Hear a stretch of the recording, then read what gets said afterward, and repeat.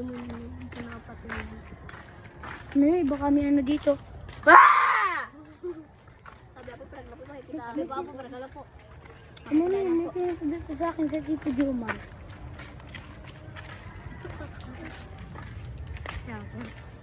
May pinito dito sa akin. Ano naman? May kabaong naman dito. Kaya nga. Diba? Tapos yung isa pa. Tapos may namatay dito ni Rick. Dito ni Libby. Oh, kaya nga. Sabi nga dyan Tito Jomar.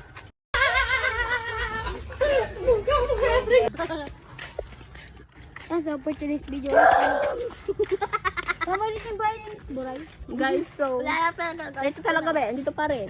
Kaya nga, nandito pa Ang dami pa daw gamit ni Miss Muray. kukuhanin.